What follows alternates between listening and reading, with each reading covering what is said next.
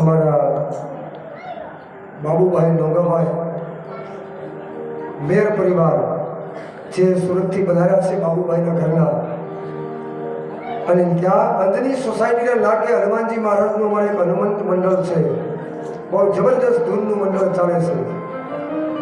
એ મંડળની અંદર એ બાગુમાસી છે. ત્યાં ખાલી વાત કરી હતી સુરત કે અમારા ગામની અંદર આવી રામટેકરી આશ્રમ છે, તો એ મંડળવાળા તરફથી એ મંડળ વતી 501 રૂપિયા એ રામટેકરી આશ્રમની અંદર આપે છે. ખૂબ ખૂબ ધન્યવાદ. ક્યાં સુરત, ક્યાં એ મંડળ, અને ક્યાં આ મંડળ, ને ક્યાં આપણું ગામ.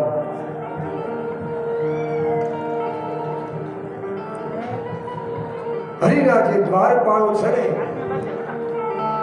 આ દેવાભાઈ કે 501 રૂપિયા લખી નાખ્યું. ભગવાન નારાયણના દ્વારપાળો હરિ 24 કલાક ભગવાન નારાયણનું ધ્યાન રાખે એવા જય વિજય નામના દ્વારપાળો હતા ને, ત્યાં ઋષિમુનિઓ ગયા ને પણ જવા ન દીધા. ભગવાનની આજ્ઞા વગર તમને ન જવા દઈએ, પણ ઋષિમુનિઓ નાનું છે રેમ છે ઘડી કમો મળે કે બંને દ્વારપાલોએ આ ઋષિમુનિઓને ન જવા દીધા. એટલે કહે છે કે ભગવાન બ્રાહ્મણથી ભગવાન પર હયા છે. કદાચ બ્રાહ્મણ શ્રાપ આપે ને તો બ્રહ્મા પણ ન બચાવી શકે, સંત શ્રાપ આપે ને તો નારાયણ પણ બચાવી ન શકે. કહેવાય છે કે જય અને વિજય એ ઋષિમુનિઓને જવા ન દીધા ને, ઋષિમુનિઓ ક્રોધમાં આવી ગયા કે તમે ભગવાન લક્ષ્મીપતિના નારાયણના દ્વાર ઉપર ઉભા રહે હોવા છતાં તમને અહમ છે. વૈકુંઠનું દ્વાર તો બધાયના માટે ખુલ્લું હોય, અને તમે લક્ષ્મીના નાથના દ્વાર ઉપર ઉભા રહે પણ છતાં તમે કાંઈ બોલવામાં વિવેક નથી. અમે તો મહાન ઋષિમુનિઓ છીએ, અમે તો આ જગતના કલ્યાણ માટે આવ્યા છીએ. હું કોઈ લક્ષ્મીને માગવા માટે નથી આવ્યો. અને એમ કહેવાય છે કે એમાં અમારા ક્રોધી અવતાર પરશુરામજી જેવા, વિશ્વામિત્ર જેવા, ભૃગુ ઋષિ ક્રોધમાં આવી ગયા અને જય વિજયને ઋષિમુનિઓએ સપ્ત ઋષિઓએ શ્રાપ આપ્યો, જાઓ તમે હરિના દ્વાર ઉપર ઉભા રહી પણ છતાં તમને વિવેક નથી બોલવામાં, તમે મોટા ભયંકર રાક્ષસ થશો. જ્યાં આવો શ્રાપ આપ્યો ને ત્યાં તો ભગવાન હરિ જ્યાં સુતા હતા ને ત્યાંથી સિંહાસન મૂકીને ખબર પડી ગઈ કે આજે બ્રાહ્મણનો શ્રાપ મિથ્યા નહીં જાય. દ્વાર ઉપર આવીને કહ્યું, પ્રભુ આપ કૃપા કરો. એમ કહેવાય છે લક્ષ્મીનો નાથ જ્યાં સિંહાસન ઉપર સુતા હતા ને ત્યાં જઈ ઋષિ ભૃગુ ઋષિ ભગવાનને વક્ષસ્થળની અંદર પોતાનું ચરણ લગાવ્યું. આ જગતમાં બ્રાહ્મણ છે ને બ્રહ્મને પણ હરાવી શકે એવું છે, પણ જો એનામાં એવા ગુણ હોય તો. બ્રાહ્મણના 6 કર્મ આપવામાં આવ્યા છે: વિદ્યા ભણવી, વિદ્યા ભણાવી, યજ્ઞ કરવો, યજ્ઞ કરાવો, દાન લેવું અને દાન દેવું. ન કરવું ખીચા ભર્યા કરી, છેલ્લા ભર્યા કર્યું તો ભરાય નહીં, પણ એમાંથી ક્યારેક આપવું પડે. નકર તો 3 પેઢી મહેનત કરીએ ને તોય કાંઈ મળે નહીં. અને ઘણાને આપણે જોઈએ કે તમારે તો બહુ ભગવાનની દયા. આપણે ઘણાને કહીએ છીએ કે તમારા ઘરની અંદર તો બહુ લક્ષ્મી, પણ એ લક્ષ્મીને વાપરે છે. વાપર્યા વગર કોઈ દી નવું ધન આવે નહીં, અને એ ધન જો અનિતિનું આવી જાય ને તો પેઢીઓને ડૂબાડી દે. પણ આવા જો કાર્યની અંદર, ક્યાંક ધર્મની અંદર, ક્યાંક સત્યની અંદર, ક્યાંક યજ્ઞની અંદર, ક્યાંક જપ યજ્ઞની, ક્યાંક તપ યજ્ઞની અંદર, ક્યાંક ગાયોની અંદર, કોઈ પણ જગ્યાએ ધર્મ ક્ષેત્રમાં આપેલું હોય ને તો એક પેઢી પણ નિષ્ફળ ન જાય. ભગવાન કોઈનું વ્યાજ પણ રાખતા નથી. કહેવાય છે ભૃગુ ઋષિએ ભગવાનની છાતીની અંદર કાંટું મારેલું છે, અને આજ પછી ભગવાન કૃષ્ણએ કહેલું છે ભાગવતની અંદર કે જ્યાં સુધી મારું કોઈ પણ મંદિર હશે, મારી કોઈ પણ મૂર્તિ હશે, એમાં જો ભૃગુ ઋષિનું પગલું જો આ વક્ષસ્થળની અંદર નહીં હોય ને તો હું પણ પૂજાઈશ નહીં. ત્યારથી ભગવાન નારાયણ જાગી ગયા. આ બ્રહ્મ તત્વ પહેલું ચરિત્ર બ્રાહ્મણનું બતાવ્યું. બ્રાહ્મણોસ્ય મુખમાં સિદ્ધબાહુરાજમ્યમ પરભ્યમ શુદ્ધો યદાયત. બ્રાહ્મણને ભગવાને મુખમાંથી ઉત્પન્ન કર્યા, ક્ષત્રિયોને હાથમાંથી, વૈશ્યને ઉદરમાંથી અને શુદ્રને ભગવાનના ચરણમાંથી ઉત્પત્તિ કરી છે. એટલે ભગવાને વેદનો અધિકાર બનાવ્યો કે વિદ્યા ભણવી, વિદ્યા ભણાવી, વેદનું અધ્યયન કરવું. ગમે એટલી લક્ષ્મી હોય પણ હંગરો કરો ને એટલે એ જ લક્ષ્મી ડૂબાડે. પણ તમે જો પાણીની જેમ વહેતી કરો ને, આપણો બધાયનો અનુભવ છે કે નદી જો વહેતી ન હોય ને તો એ ખરાબ થઈ જાય, પણ વહેતી નદીમાં ગમે એટલું કચરો નાખો ને એ દરિયા ભેગું કરી દે. પવિત્ર જો ધન કરવું હોય ને તો ધર્મની અંદર વાપરવું પડે. ગીતાજીની અંદર ભગવાને કીધું કે ધર્મો રક્ષતી ઇતિ ધર્મ. જે ધર્મનું રક્ષણ કરશે ને એનું રક્ષણ ભગવાન કે હું 24 કલાક કરું છું. અને એમને કોઈ દી લક્ષ્મી ન હોય, આપણે ખાલી વાતો જ કર્યા કરીશ કે તમારા ઘરે તો ગાડી બંગલા બધું છે, તમે બનાવો ને, તમને કોઈ ના પાડી. એ તો માલિકની કાંઈક કૃપા હોય, કાંઈક ઈશ્વરની કૃપા હોય, કાંઈક પૂર્વજના કૃપા હોય ને, અને કાંઈક વાવેલું હોય તો ઉગે. વધારાનું ઉગે એને તો દિવાસળી છાપવી પડે. આ તો સત્યની વાવણી છે. એક એક રૂપિયો પરમાર્થની અંદર આપેલો ઈશ્વરને આપવું જ પડે છે. અને એના થકી છે ને આપણે બધાએ અહીંથી ગયા સુરત, જે પરિવાર શું હતું, રેકડા ગાડી સિવાય ગામમાં કાંઈ નહોતું. પણ આજે અમેરિકાથી માંડી અને ઇંગોરના સુધી, રાજપીપળાથી માંડી દુનિયાના પટ સુધી છે બધા. એમને ન જવાય. એની કૃપા થાય ને ત્યારે લક્ષ્મી પ્રાપ્ત થાય, ધનવાન ત્યારે બનાય.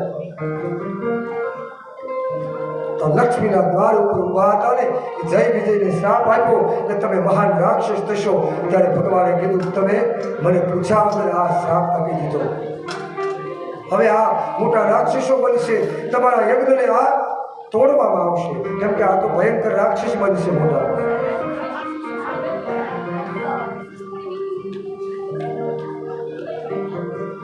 ત્યારે ભગવાને ઋષિઓને કીધું કે તમે આ સાપનું નિવારણ તો બતાવો. કે એટલા બધા મહાન રાક્ષસ બનશે ને કે એને મારવા માટે પ્રભુને કે તમારે અવતાર લેવો પડશે. તો 7 જન્મે એની મુક્તિ થશે. દ્વારપાલો ક્ષમા કરવા લાગ્યા કે હે બ્રહ્મલોકે આપ મારા ઉપર કૃપા કરો.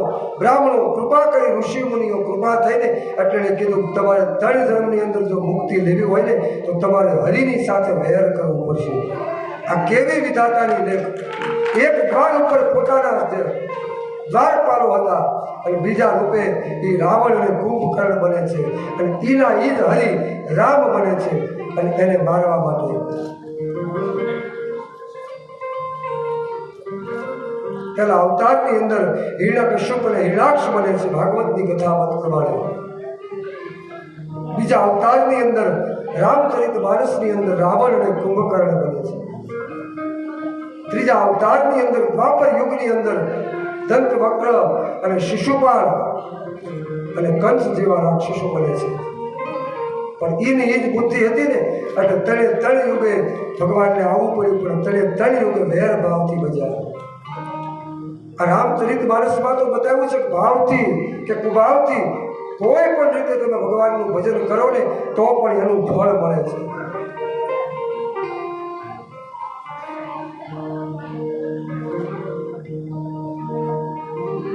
પેલા અવતારની અંદર જય વિજયમાંથી જે દ્વારપાલો હતા એમાંથી કુંભકર્ણ રાવણ બન્યા, અને ધર્મ રુચિનો જે પ્રધાન હતો તેમાં સત્ય કર્મ હતું એટલે વિભીષણ બન્યા.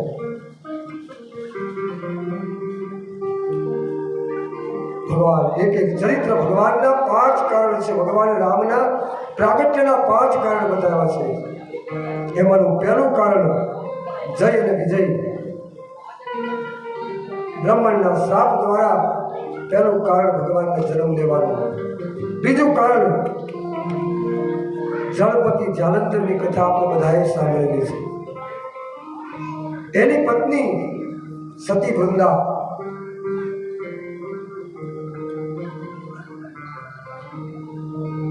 ભગવાન શ્રી હરિએ કપટ કરી, કેમ કે આ રાક્ષસ મરે એમ નહોતો. રાક્ષસોએ બહુ તપ કરતા, પછી ભગવાનને વશ કરી લે એટલે ભગવાન એને મારી ન શકે. જાલંધરને વરદાન હતું કે એના સતીનું કોઈ સતીત્વ ખંડિત ન કરે ને ત્યાં સુધી દુનિયાના કોઈ પણ દેવ એને મારી ન શકે. કેટલા સમર્થ હશે. કહેવાય છે કે એક વખત ભગવાન નારાયણ શ્રી હરિ યુદ્ધ કરવા માટે આવ્યા છે. ઘણા સમય સુધી એમણે યુદ્ધ કર્યું ને, પણ આ જાલંધર મરાડો નહીં.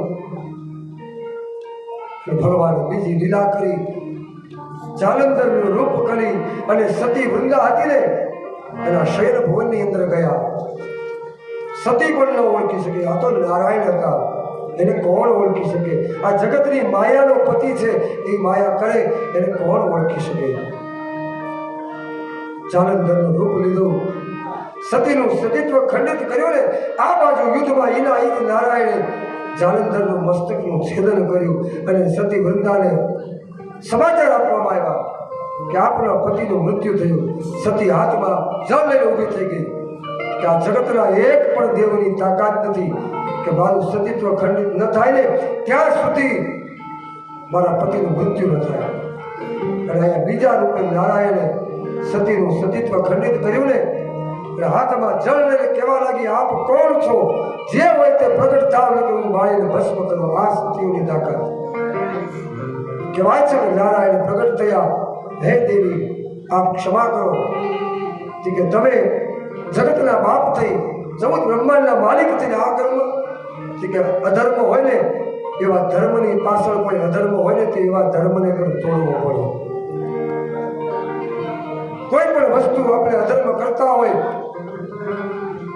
પછી મંદિરમાં કરીએ અને આપણે એમ કે આ તો ભગવાનની સાક્ષી. અરે કોઈ પણ જગ્યાએ ન ખાવાની વસ્તુ ખાઈ, ન પીવાની વસ્તુ પીવે, કદાચ ગંગાજળમાં બનાવીને આપે તો વાંધો નહીં, પણ એમાં શરાબ નાખીને કોઈ એમ કે લ્યો પ્રસાદી, તો પ્રસાદી હોય તો ન લેવાય. ધર્મની પાછળ અધર્મ છે.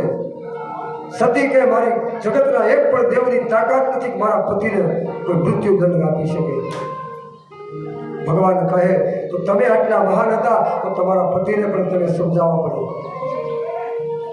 આ તમારી ભૂલ હતી, એના માટે મેં આ કર્મ કર્યું. એટલે ભગવાને કીધું કે હું કોઈ જ્ઞાતિ જાતિ પાતિ કુલ આ કોઈની હાથ નથી આવતો.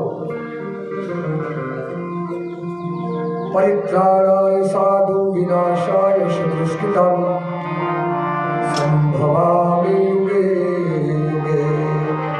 જ્યારે જ્યારે ધર્મની હાનિ થાય છે ને ત્યારે હું યુગે યુગે અવતાર ધારણ કરું છું.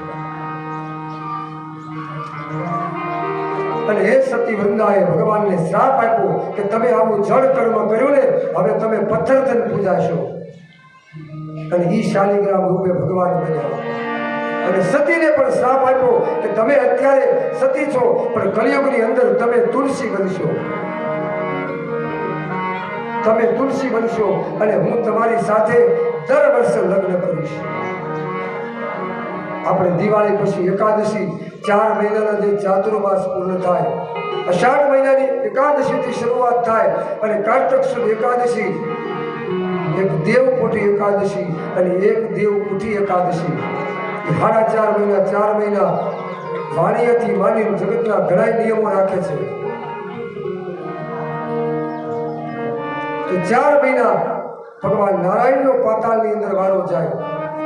તો એ જ્યારે નારાયણ બહાર આવે ને એટલે કૃષ્ણ રુક્ષ્મણીના વિવાહ નથી, નારાયણ અને તુલસીના વિવાહ છે. એ તો આપણે એના રૂપ રૂપે કૃષ્ણને બિહારીએ છીએ, પણ નકર શાલિગ્રામ અને તુલસીના વિવાહ છે.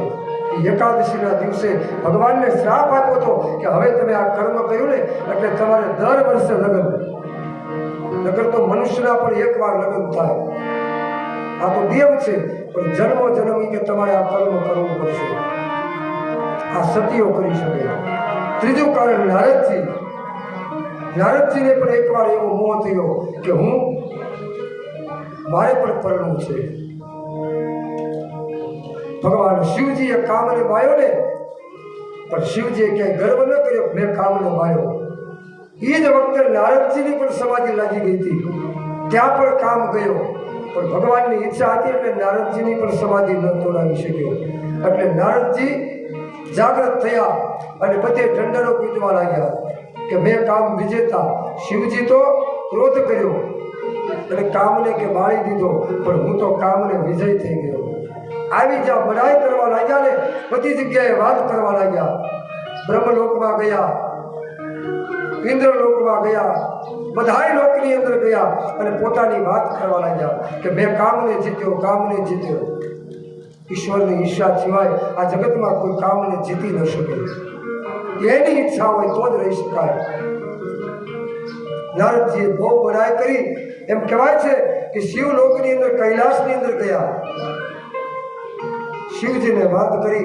શિવજીએ શિખામણ આપી કે હે નારદજી, આ વાત મને ભલે કરી, પણ શ્રી હરિને આ વાત ન કરતા, નકર તમારું કાંઈ કલ્યાણ નહીં થાય. ભગવાન શિવજીએ સમજાવ્યા, પણ આપણો નિયમ છે, આપણે જેને કહીએ કે તમે આને આ વાત ન કરતા, એટલે આપણે પહેલાં એને જ કહીએ. ગમે એટલી આપણે છુપી રાખવાની વાત કરીએ કે ભાઈ આ વાત કોઈને નહીં કરવાની, તો પહેલાં એ જ ઊભા થઈને ગયા હોય, તઈ આપણને શાંતિ થાય. અને બહેનોનો તો નિયમ, ગમે એ વસ્તુ લાવે, તમારા ભાઈ જો આ ઘણું લઈ આવ્યા, મહેનત કરી કરીને તૂટી જાય અને વખાણ પાસે તો એના કરો. હાવ એ કે તમારા ભાઈ ભોળા, પણ તમે આવ્યા પછી, નકર તો આખા ગામની અંદર એકલા હતા ત્યારે ફરતા, પણ તમે આવ્યા પછી થઈ ગયા. તો અહીંયા નારદજીને એવો મોહ થયો કે આ લક્ષ્મીનો નાથ આટલી બધી રાણીઓને લાવે, 16,108ને પરણવા વાળો, મને એકને પણ ન પરણાયો. પણ આ કામની વાત આવી ને એટલે એમ કરતા કરતા શિવજીએ કીધું ને કે તમે હરિને આ વાત ન કરતા, એ લક્ષ્મી લોકમાં ગયા. અને ભગવાને નારદજીને ખાવા લેવા ગયા. ખબર છે કે અત્યારે આનામાં કામ છે, હવે આ શિસ્તર ઉપર આવ્યા છે, આને હું લેવા માટે જાઉં. ભગવાન હામાં આવ્યા અને બીમાર હોય ને એને ડૉક્ટર લેવા આવે. આજ ભગવાનને ખબર છે કે આ નારદજી બીમાર થઈને આવ્યા છે. નારદજીએ ભગવાનની વાત કરી અને તરત જ પોતાની વાત શરૂ કરી દીધી કે જો ને હમણાં હું જંગલમાં ગયો હતો, ત્યાં તો મને સમાધિ લાગી ગઈ. શિવજીએ તો કામને બાળ્યો, પણ મેં તો જીતી લીધો. ભગવાન શ્રી હરિ વિચાર કરે કે મારો પરમ ભક્ત અને આને આવું ક્યાં પૂછ્યું.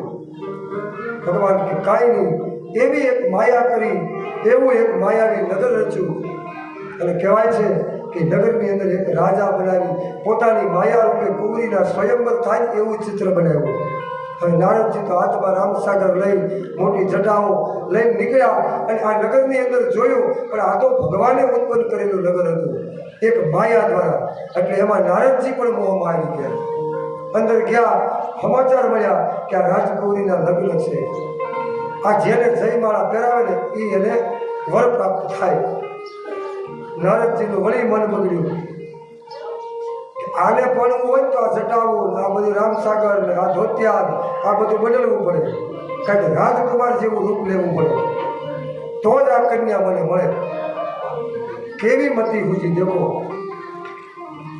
કે મારું સારું હિત કરવા વાળા કોણ? એક જ છે કે નારાયણ. મારું એ જ માન છે કે બધી વસ્તુ ઉછીનું લેવાય. કાંઈક લગ્નમાં જઈએ, સાડી ઉછીની લઈ જવાય, હાથ પહેરવા લઈ જવાય, ગાડી લઈ જવાય, પણ કોઈના લગ્નમાં જવું હોય કે કોઈનું રૂપ લેવાય જવાય ઉછીનું? એ તો જેવા હોય એવા આપણે જવાય. પણ નારદજીની મતિ કેવી થઈ કે હું નારાયણની પાસે જઈ અને રૂપની માગણી કરી આવું, નકર આ રૂપમાં તો મને આ રાજકુમારી કાંઈ જયમાળા નહીં પહેરાવે. આવી જ્યાં બુદ્ધિ હુજી ભગવાન લક્ષ્મી નારાયણને ત્યાં જરૂર હતી એટલે હામાં મળ્યા. જલ્દી કામ પતાવી ગઈ. નારદજી હાથમાં વીણા હતી, કરતાલ હતી, બધું મૂકીને કે પ્રભુ કોઈથી મેં તમારી પાસે માગ્યું નથી. કે બોલો.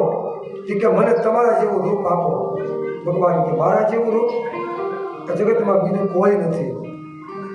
ત્યારે ભગવાને કીધું તારું કલ્યાણ થશે ને એવું હું રૂપ તને આપીશ. નહીં મારું બગડે નહીં તારું બગડે. મરકટ બદલા ભયંકર દેહા, મરકટ બદલા ભયંકર દેહા. વાનરનું મુખ આપ્યું, શરીર છે નહીં મનુષ્યનું આપ્યું, પણ નારદજી જોવે ને તો એને એમ લાગે કે હું રાજકુમાર છું. નારદજીને રાજકુમાર લાગે અને બીજા બધા જોવે ને તો એને વાનર લાગે. હવે એમ કહેવાય છે સભાની અંદર બેઠા યમ કુબેર ઇન્દ્ર બધા દેવી દેવતાઓ આ કુંવરીને વરવા માટે આવેલા. પહેલી લાઈનમાં ગયા ત્યાં તો એ વિશ્વ મોહિની હતી ને, એ જયમાળા લઈને પહેલી જ લાઈનમાં નારદજી બેસી ગયા કે જલ્દી આપણો વાર આવી ગયો. આમાં ઘણા પહેલી લાઈનમાં બેસી ગયા, હજી ખબર નથી, હવે કોઈ પૂછવા નથી ગયું હજી કે લગ્ન પછી તમારે કેમ છે. તેથી તો બધાએ પીઠી છોડી પીળા પિતાંબર પહેરાવ્યા. આમાં પહેલાં તો આપણે 20-25 વર્ષ પહેલાં 26મું વર્ષ હાલે મારે, પણ તેથી જે પીઠીનો રિવાજ હતો હવે તો ખાલી અમારા સિટીમાં આમાં ફોટા જ પાડે. પણ તેથી એ દેરાણી જેઠાણી ભાભી કાકી આ બધા એવા ઘસેડે તો આપણને એમ થાય અને એ પીઠી એવી હોય કે ઓલી હેમની જેમ ભાગે આપણા શરીરને. પથ્થર જ આપણા શરીર આને ગહતા હોય એવું લાગે, પણ વરાદને હલવા ન દે.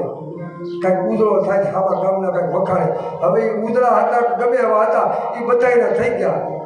પણ કાજ સંબંધ કરવો હોય તો મોટી મેળીઓ હોય ને તો ખીર આવી જાય છે. પણ તેથી તો એક મેળીનું નામ પડે ને કે આ કોનો ડેલો, ત્યાં તો દીકરીઓ આપીને વયા જતા. તેમ અહીંયા નારદજી વિચાર કર્યો કે પહેલી લાઈનમાં કદાચ મારું મુખ નહીં જોયું હોય, પણ આ તો ભગવાનના ભક્ત છે એવું જાણી અને આ વિશ્વ મોહિનીએ આખી લાઈન છોડી દીધી કે આ ભગવાનના ભક્ત અને હું આ લાઈનમાં. ભગવાનની માયા એને કાંઈ ન કરી શકે. પણ નારદજી અવળું વિચાર્યું કે કદાચ આનું ધ્યાન નહીં હોય. વળી ફરીને બીજી લાઈનમાં, આમ કરીને ત્રીજી લાઈનમાં, ચોથી લાઈનમાં બેઠા. નારદજી પણ ક્રોધમાં આવી ગયા, પણ વરાજાને બહુ ક્રોધ કરાય નહીં, નકર જાન લઈને પાછો આવવું પડે. બોલવાનું દેતા વરાજાને ભેગા 4-4 દી સુધી 15-15 દી સુધી ઘરે ઘરે વાના ખાવા જવાના હોય. શ્રીફળ હાથમાં લઈ અને ઘરે ઘરે જમવા જાય, રોટલા ખાવા. હવે તો લગ્ન થઈ ગયા પછી એમ પણ લગ્નમાં 1.5 કલાક કોઈ ખોટી ખાવા રાજી નથી. પહેલાના કેવા લગ્ન હતા, 5-5 દિવસના લગ્ન. હવે નારદજી વિચાર કરે, એક બાજુ સૂર્ય અને એક બાજુ ચંદ્ર, આ બેયની વચ્ચે બેસી ગયા. અને નારદજી કે હવે મને ઓળખશે, પણ છતાં ભગવાનની માયા નારદજીની હામું પણ ન જોયું.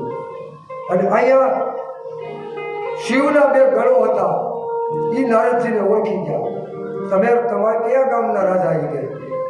આવી મશ્કરી કરી. આ તો ઋષિ હતા. ત્યારે કીધું કે તમારું મુખ તો જુઓ. ભર સભામાં આપણને કોઈ અપમાન કરે, નારદજીને અપમાન કર્યું ત્યારે કોઈ આવા અરીસા નહોતા, પણ બાજુના તળાવની અંદર તમે તમારું મુખ તો જુઓ કેવું છે. તમને કોણ આ વરમાળા કરાવે?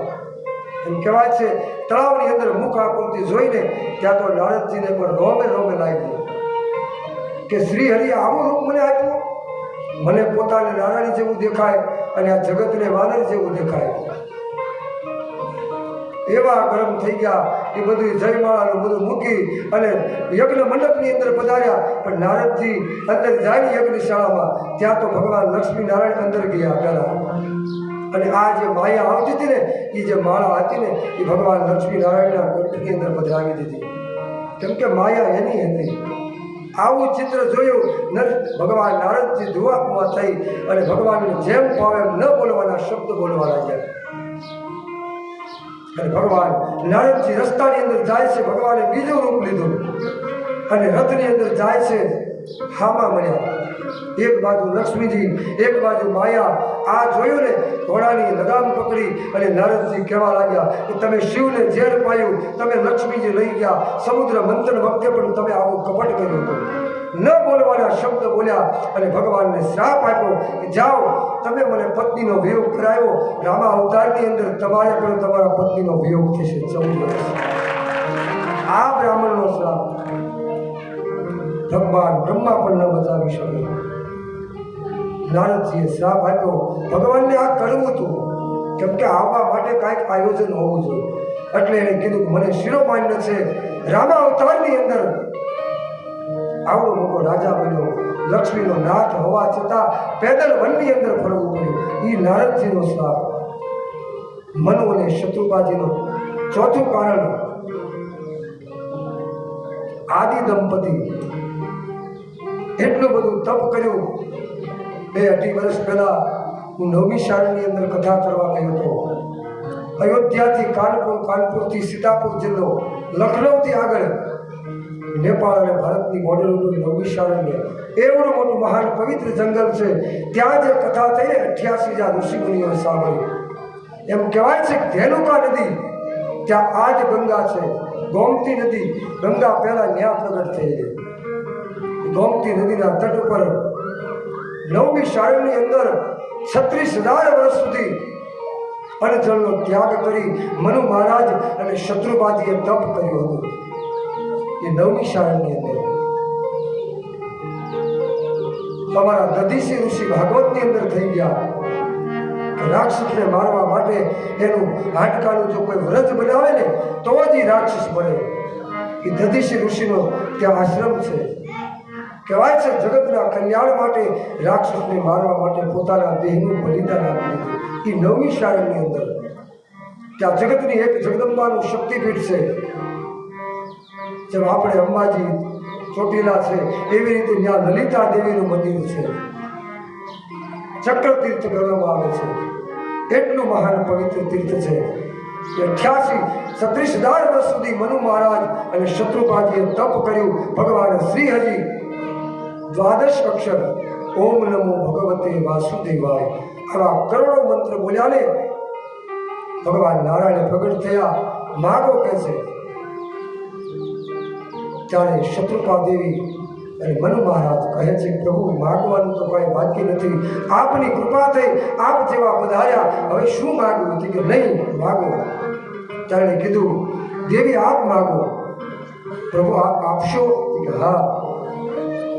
શત્રુપા દેવી કહે પ્રભુ મને તમારા જેવો પુત્ર પ્રાપ્ત ધન્ય છે એમાં જનેતાને કે લક્ષ્મી ધન દોલત કાંઈ નહીં માગ્યું, ભગવાનને પણ દીકરો બનાવવાની તાકાત છે. ત્યારે ભગવાન કહેવા લાગ્યા દેવી આપણે મનુ મહારાજ આપનું તપ પાકી ગયું છે, આપણા પુણ્ય પૂર્ણ થયા છે. આપ 10,000 વર્ષ સુધી સ્વર્ગની અંદર રહો અને 10,000 વર્ષ પૂર્ણ થઈ જાય પછી આપ અયોધ્યાની અંદર દશરથ અને કૌશલ્યા બનશો. ત્યારે હું તમારા મહેલની અંદર રામ રૂપે પ્રગટ થાય. આ ચોથું કારણ. પાંચમું કારણ પ્રતાપ ભાનુ ધર્મરુચિ નામનો પ્રધાન હતો. કહેવાય છે કે એક વખત એનાથી હારી ગયેલા જે રાજાઓ હતા એમણે છુપી રીતે એમની ઉપર ચડાઈ કરી અને પ્રતાપ ભાનુ ચક્રવર્તી રાજા હતો.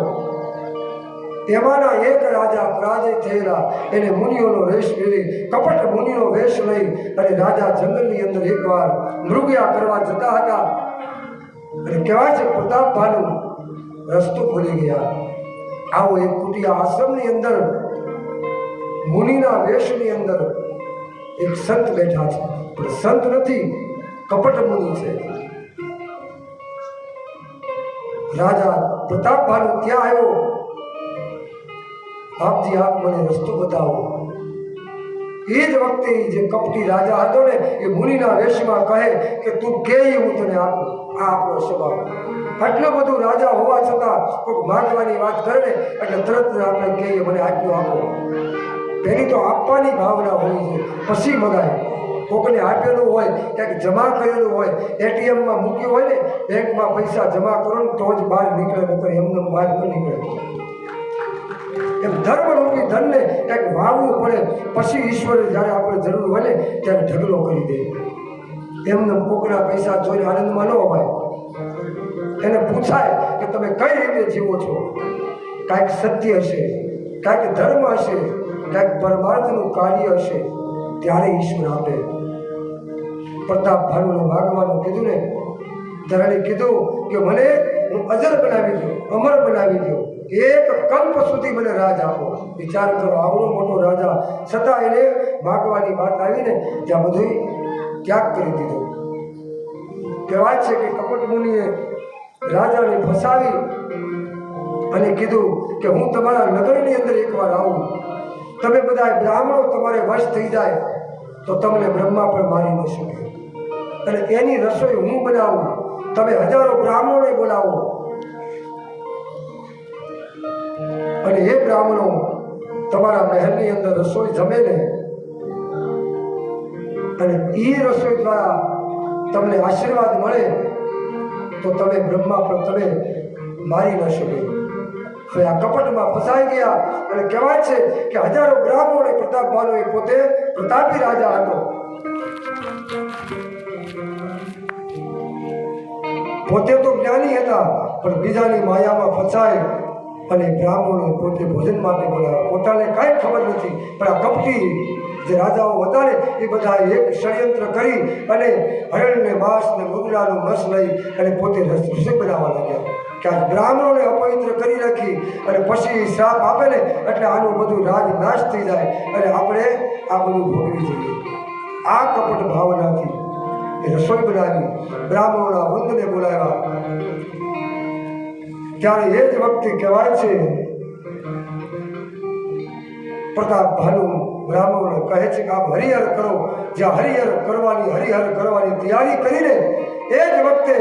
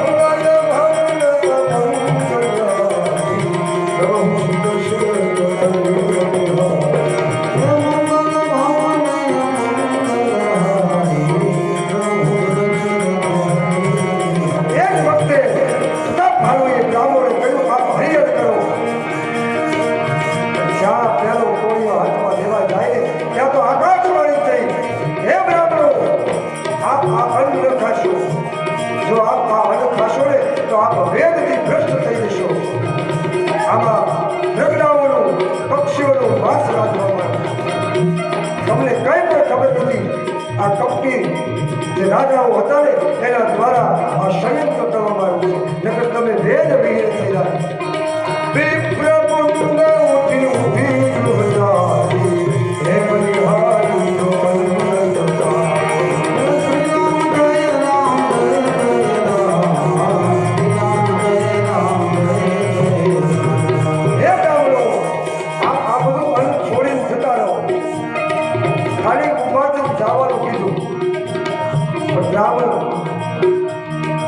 બ્રાહ્મણો એક ડગલું ભગવાનથી પણ આગળ વધી ગયા તો ઉભા થઈને વયા ગયા હોત તો કાંઈ વાંધો નહીં, પણ ઉભા થઈને હાથમાં જે જળ લઈને ઉભા થયા, હાથમાં જળ લઈને કીધું કે હે પ્રતાપ ભાનુ રાજા, તે અમારું આવું અપમાન કર્યું, અમને બ્રાહ્મણોને બોલાવીને ભોજનની અંદર ખાવા માંસ મદિરા પીરસવામાં આવ્યા.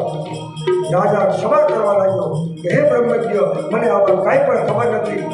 અને બોલ્યા બધા કપટી રાજાઓ ભાગી ગયા. એને ખબર પડી ગઈ કે હવે બ્રાહ્મણો શ્રાપ આપશે એટલે આનું પતન થશે. કહેવાય છે કે એ જ વખતે બ્રાહ્મણોએ હાથમાં જળ લઈ અને કીધું કે તું 1 વર્ષની અંદર તારા ટોળની અંદર કોઈ વાસ નાખવા આવું નહીં બને, ભયંકર રાક્ષસ બનીશ. આ જ્યાં કહ્યું ત્યાં ભગવાન હરિ પધાર્યા. હે બ્રાહ્મણો, તમને મેં ઉઠીને જવાનું કીધું છે, તમે શ્રાપ દીધો, એક ડગલું આગળ વધ્યા, હવે આ મોટા રાક્ષસ થશે.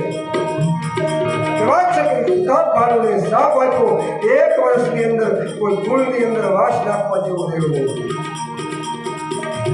અને ભયંકર રાવણ અને કુંભકર્ણ બન્યા. ધર્મ ઋષિનો જે પ્રધાન હતો ને એ વિભીષણ બન્યા. બોલે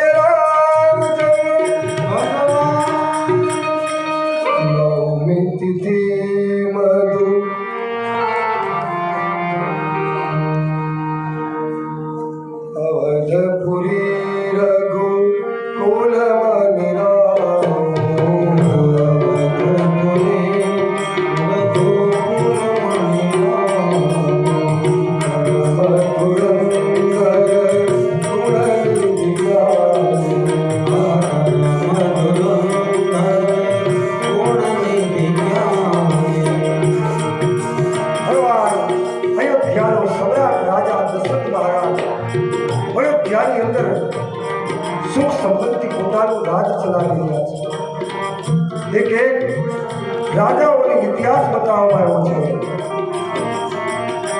સગર રાજા, અશ્વંત રાજા, અંશુમાન રાજા, દિલીપ રાજા, ભગીરથ રાજા, આ એક વર્ષની કથા કહે છે.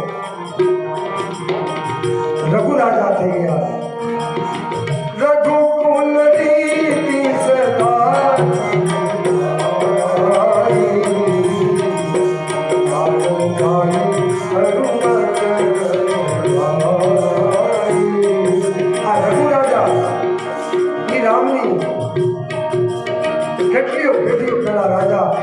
રાજા એવા થઈ ગયા. રઘુ રાજાના દીકરાનું નામ કલ્પમાશ રાજા, એ રાજાના પુત્રનું નામ શંખમણ રાજા, અને સુદર્શન રાજા, અનિવર્ણ રાજા, સિદ્ધગ્ન રાજા, અને મેરુ રાજા, પૃથક રાજા, અમરીશ રાજા, નહુષ રાજા અને અયાતિ રાજા. એક રાજાઓની વંશની કથાઓ કહે છે. અયાતિના નાભાગ થયા અને નાભાગના રાજા અજ થયા. કહેવાય છે કે અજ રાજાનો જન્મ પોતે ભગવાનની કૃપા દ્વારા મંત્ર દ્વારા એનું પ્રાગટ્ય થયેલું છે. અને દશરથ રાજા પણ કોઈના પેટે જન્મ નથી લીધો. કહેવાય અજ રાજાના પુત્ર પણ દશરથ મહારાજ છે ને એ જમીનમાંથી પ્રગટ થયેલા છે. એ કથા બહુ મોટી છે. 10મા રથમાંથી જેની પ્રાપ્તિ થઈ ને એ દશરથ.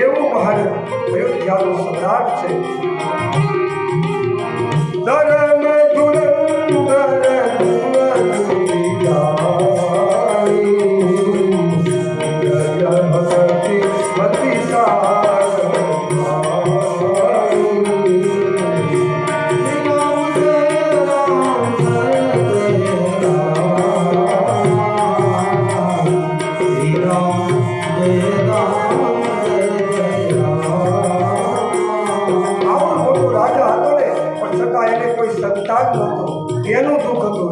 અયોધ્યાનો સમ્રાટ રાજા અને એ દુઃખી થાય પણ એને સંતાન નહોતું ને એની દુઃખ હતું.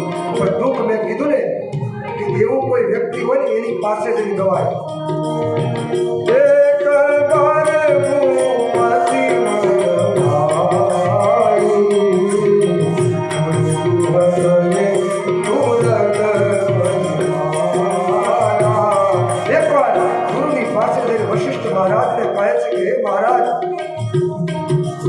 મારા દુઃખનું હું તમને કારણ કહું છું. મારા ઘરે સંતાન નથી.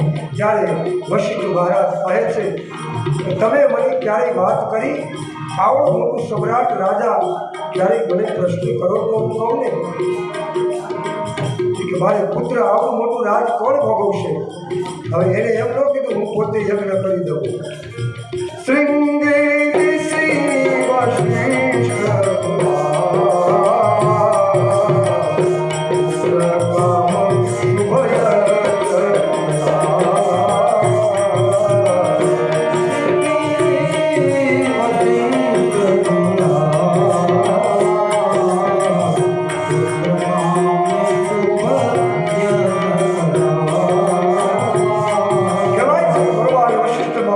કહ્યું કે તમે જંગલમાંથી શૃંગી ઋષિને બોલાવો, જેને એને એમ કહેવાય છે કે માથાની ઉપર એક સિંહ હતું. જેમ આપણે જરાવરને સિંહ હોય ને એમ આ શૃંગી ઋષિને એક સિંહ હતું, એટલે એનું નામ શૃંગી ઋષિ પડ્યું. પણ પુત્ર કામેષ્ટિ યજ્ઞ એ જ કરાવી શકે કે જેને જિંદગીભર જન્મથી મૃત્યુ સુધી યજમાનના ઘરનો એક પણ અન્નનો દાણો ન ખાતો હોય. બધાની તાકાત નથી, બધા યજ્ઞ બધા ન કરી શકે. આજ બધા કળિયુગની અંદર આ બધું એક થઈ ગયું. નકર જેનો અધિકાર હોય ને એ જ યજ્ઞ કરી શકે, જેનું જે કર્મ હોય ને એ જ કરી શકે. આજ બધા કળિયુગમાં બધું હલકું થઈ ગયું. કોણ કરે, કોનો અધિકાર, આ બધું બની ગયું. એટલે કે તમે શૃંગી ઋષિને બોલાવો ને, એ પુત્ર કામેષ્ટિ યજ્ઞ એ કરાવી શકશે. અને એ યજ્ઞ થશે તો અગ્નિનારાયણ પ્રગટ થશે. એમાંથી જે કાંઈ પ્રસાદ થશે ને એ દ્વારા તમારા ઘરે ભગવાન આવશે. શૃંગી ઋષિને બોલાવ્યા, અગ્નિની આહુતિ આપી, એમાંથી કહે છે કે અગ્નિનારાયણ પ્રગટ થયા. ખીરનો પ્રસાદ લઈ અગ્નિનારાયણ બહાર આવ્યા અને દશરથ મહારાજને કહે કે લ્યો આપની રાણીઓને આપો, આમાંથી એક મહાન ઈશ્વર જગતનો બાપ આમાંથી અવતાર લેશે. અડધો ભાગ હતો ને, એક તો મોટા હતા કૌશલ્યાજી, અડધો ભાગ એને આપી દીધો.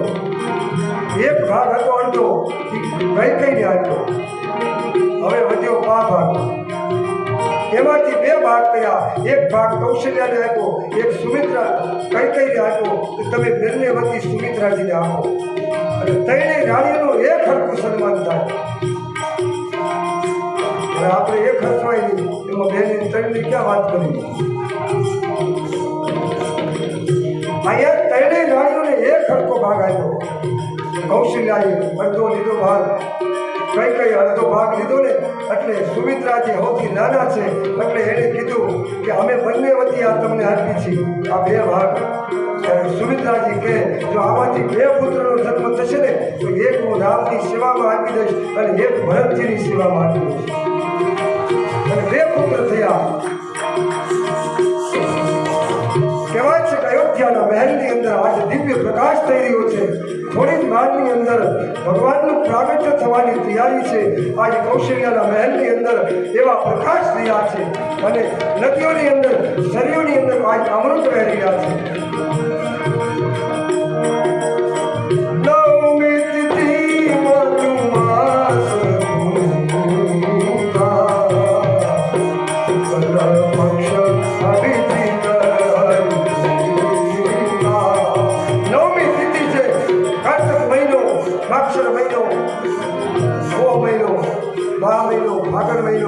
અને એક ચૈત્ર મહિનો આવ્યો. એકમ, બીજ, ત્રીજ, ચોથ, પાંચમ, છઠ, સાતમ અને આઠમ આવી ગઈ. 9મીનો દિવસ આવ્યો છે. પ્રાત કાળ થઈ ગયો છે. યોગ, લગ્ન, ગ્રહ, બાળ, તિથિ આ બધું અનુકૂળ થઈ ગયું છે. ત્રેતા દ્વાપરનો યુગ છે. ત્રેતા યુગની અંદર ભગવાન રામના પ્રાગટ્યની ઘડી આવી ગઈ છે. મધ્ય દિવસ અતિ શીતળ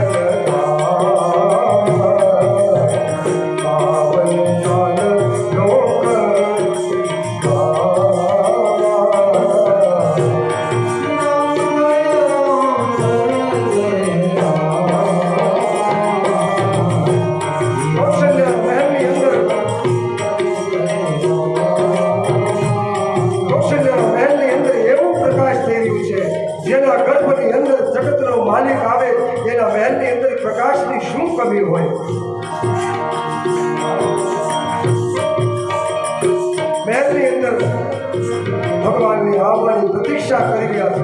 સીતારામ રામ રામ સીતારામ રામ રામ સીતારામ રામ રામ સીતારામ રામ રામ સીતારામ રામ રામ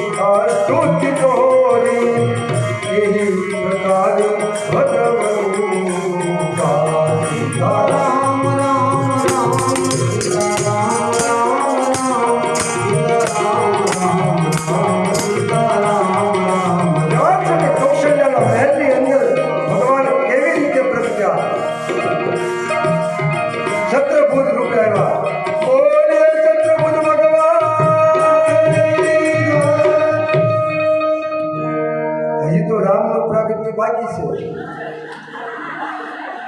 હજી તો 4 ભુજવાળા નારાયણ આવ્યા.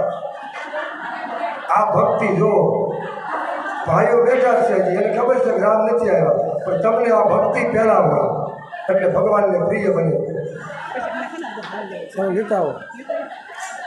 આ ભક્તિ હજી માતા એમ કહે છે કે બાળક હોય ને એ કાંઈ વાતું ન કરે અને એને કાંઈ 4 હાથ ન હોય.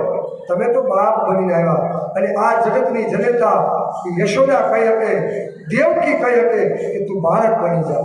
એ માતા પુની બોલી સોમત